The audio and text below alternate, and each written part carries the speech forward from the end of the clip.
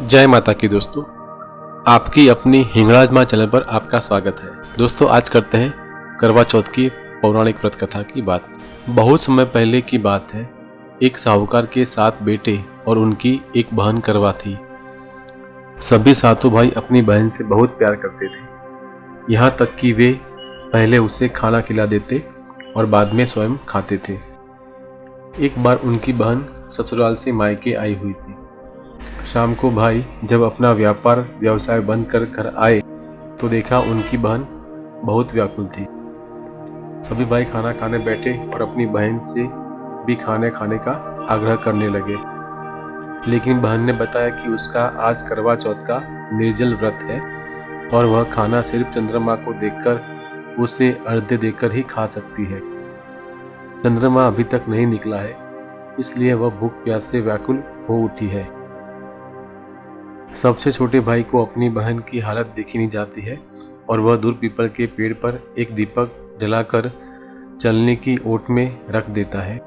दूर से देखने पर वह ऐसा प्रतीत होता है कि जैसे चतुर्थी का चांद उदित हो रहा हो। इसके बाद भाई अपनी बहन को बताता है कि चांद निकल आया है, तुम उसे अर्घ्य देने के बाद भोजन कर सकती हो।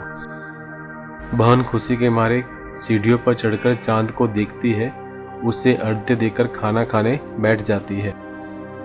वह पहला टुकड़ा मुंह में डालती है तो उसे छींक आ जाती है। दूसरा टुकड़ा मुंह में डालती है तो उसमें बाल निकल आता है और जैसे ही वो तीसरा टुकड़ा मुंह में डालने की कोशिश करती है तो उसके पति की मृत्यु का समाचार उसे मिलता है और वह बौखला जाती है। उसकी भाभी ने उसे सच्चाई से अवगत कराया कि उसके साथ ऐसा क्यों हुआ। करवा चौथ का व्रत गलत तरीके से टूटने के कारण देवता उससे नाराज हो गए और उन्होंने ऐसा किया है।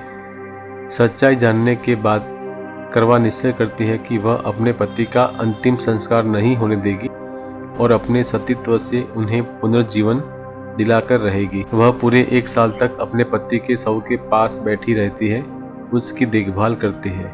उसके ऊपर उगने वाली सुई नुमा घास को वह एकत्रित करती जाती है। जब 1 साल बाद फिर करवा चौथ का दिन आता है, उसकी सभी भाभियां करवा चौथ का व्रत रखती है। जब भाभियां उससे आशीर्वाद लेने आती है तो वह प्रत्येक भाभी से यम सुई ले लो, प्रिय सुई दे दो, मुझे भी अपनी जैसी सुहागिन बना दो, ऐसा आग्रह करती है।